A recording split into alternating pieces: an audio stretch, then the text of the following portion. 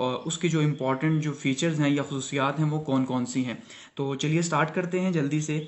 अब सबसे पहले अगर हम इसका बैकग्राउंड देखें जो सबसे इम्पॉर्टेंट है, तो बैकग्राउंड में हमें पता है कि इससे पहले दो कॉन्स्टिट्यूशंस आ चुके हैं। ठीक है, एक सबसे पहले 1956 का कॉन्स्टिट्यूशन आया जो कि 1956 में आया और 1958 में चला गया, यानी तकरीबन 2.5 साल जो है ये कॉन्स्टिट्यूशन रहा। उसके बाद हमने देखा 1962 का कॉन्स्टिट्यूशन आया, अयूब खान साहब जो लेके आए। ठीक है, लेकिन वो अयूब खान साहब के साथ ही 1969 के अंदर जो है वो रुखसत हो गया, ठीक हो गया। और उसके बाद जो हमारा कॉन्स्टिट्यूशन 1973 के अंदर आया जो कि भुट्टो साहब का एक कारनामा माना जाता है कि भाई जुल्फ़िकार अली भुट्टो ने अवाम को क्या दिया, अवाम को कॉन्स्टिट्यूशन दिया, यानी कि उन्होंने आइन दिया अवाम को जो आज तक चला आ रहा है। गो कि इसके अंदर तरमीम हो चुकी हैं, लेकिन फिर भी जो है हम ये मान सकते हैं कि ये एक जो है वो कम्प्रिहेंसिव डॉक्यूमेंट है कॉन्स्टिट्यूशन के ऊपर। तो अब सबसे इंपॉर्टेंट चीज़ ये है कि हम जैसे जानते हैं कि कॉन्स्टिट्यूशन में बहुत से मसाइल हमें स्टार्ट में देखने को मिले, क्योंकि पहले 9 साल तक तो हमारा कॉन्स्टिट्यूशन बना ही नहीं, क्योंकि हमारे बहुत से प्रॉब्लम्स थे कि भाई लिबरल हो, सेकुलर हो, किस तरह का कॉन्स्टिट्यूशन हो, इस्लामिक हो। तो ये सारे के सारे जो है वो क्वेश्चन थे, जिस वजह से जो है फिर स्टार्ट में हमने देखा कि ऑब्जेक्टिव रेजोल्यूशन यानी करारदाद मकासद जो थी वो पास हुई, और जिसने जो है वो बताया कि भाई अगर हमारा कॉन्स्टिट्यूशन होगा तो वो इस्लामिक होगा ना कि लिबरल। ठीक है, उसी की बेस पे फिर जो है वो कॉन्स्टिट्यूशन आगे बने। लेकिन वो क्योंकि उस टाइम के जो हुक्मरान थे, जैसे कि 1956 का आइन अगर सिकंदर मिर्जा साहब ने पास किया था, तो सिकंदर मिर्जा का क्या इसमें सबसे बड़ा रोल था कि भाई किसी तरह से उनको पावर ज़्यादा मिले। यहाँ पे अगर 1962 का अयूब खान साहब ने पास किया था तो उनकी क्या कोशिश थी कि पावर उनके पास रहे, ठीक हो गया, इसी वजह से ये चल नहीं सके। लेकिन ये जो कॉन्स्टिट्यूशन था एक पूरी कमेटी ने बनाया और हर तबका फिक्र का बंदा जो है इस कॉन्स्टिट्यूशन के अंदर मौजूद था, तो उस वजह से जो है ये एक ऐसा कॉन्स्टिट्यूशन बना कि जो पूरी की पूरी कौम को काबिल कबूल था।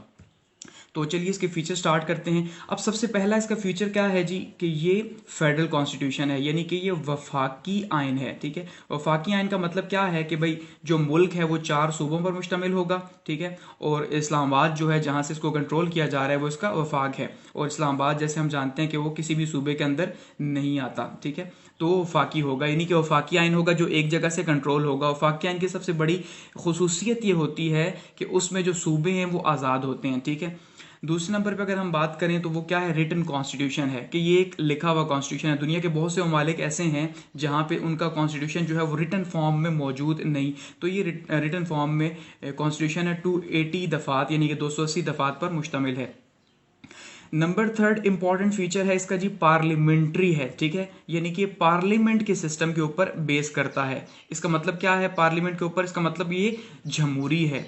समझ गए आप, क्योंकि पार्लियामेंट जमहूरियत से ही आती है, डिक्टेटरशिप से तो आती नहीं है। तो पार्लियामेंट्री क्या होगा, अब हमारे पास पार्लियामेंट्री है तो उसी से अगला पॉइंट है बाई कैमरल लेजिस्लेशन, यानी कि 2 ऐवानी मुकन्नना होगी। ठीक है जी, 2 ऐवानी मुकन्ना। 2 ऐवानी मुकन्नना का मतलब क्या है कि एक साइड पे जो है वो कौमी असम्बली होगी, ठीक है जी, और दूसरी साइड पे हम उसे कहते हैं जी सेनेट होगी। ठीक है, सेनेट जो है ये अपर हाउस है और कौमी असम्बली जो है ये लोअर हाउस है। सेनेट के अंदर 104 है तादाद मेंबरान की, और कौमी असम्बली जो है नेशनल असम्बली, इसके अंदर 342 जो है वो मेंबरान की तादाद है। तो ये बाई कैमरल लेजिस्लेशन है। पहली बात क्या है जी, पार्लियामेंट्री है, यानी पार्लियामेंट का फॉर्म ऑफ गवर्नमेंट है, क्योंकि मुख्तलिफ तरह के फॉर्म ऑफ गवर्नमेंट से हम जानते हैं पॉलिटिकल साइंस के अंदर। ठीक है, तो प्रेसिडेंशियल, पार्लियामेंट्री, इसी तरह से बात करें अगर हम तो मोनार्की है, बादशाह जिसको कहते हैं, तो उस तरह से हमने जो चूज़ किया हमारा कॉन्स्टिट्यूशन पार्लियामेंट्री होगा और बाई कैमरल लेजिस्लेशन होगी।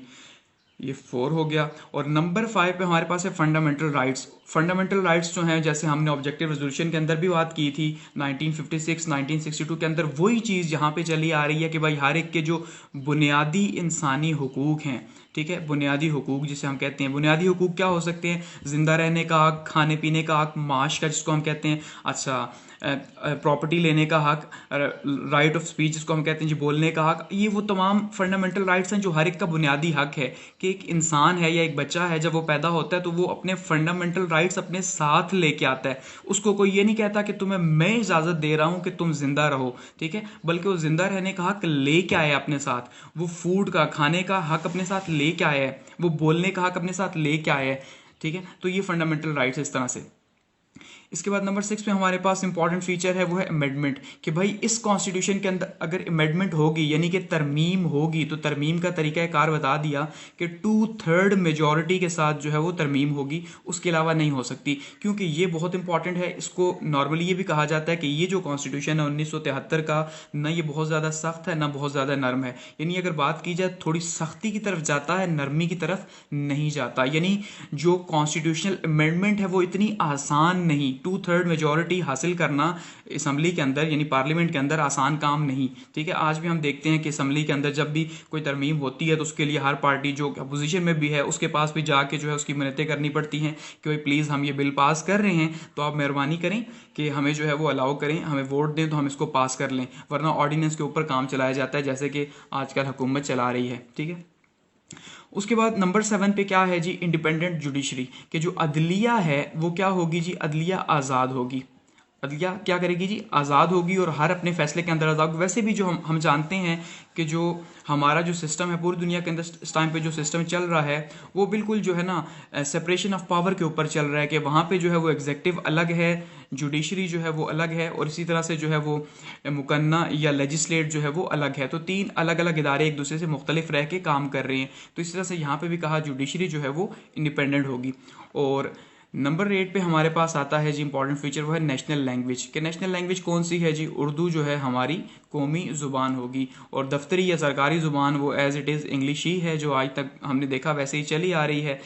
तो ये कुछ इंपॉर्टेंट फीचर्स थे 1973 के कॉन्स्टिट्यूशन के, यानी कि 1973 के आइन के। अब इससे पहले क्योंकि हम डिस्कस कर चुके हैं भुट्टो साहब की जो रिफॉर्म्स थी उसको हमने डिस्कस किया था, और हमने देखा था कि वो रिफॉर्म्स किस तरह से अयूब खान साहब के एरा से जो है वो डिफरेंट थी, कि अयूब खान साहब कौन सी रिफॉर्म्स लेके आए और भुट्टो साहब कौन सी रिफॉर्म्स लेके आए।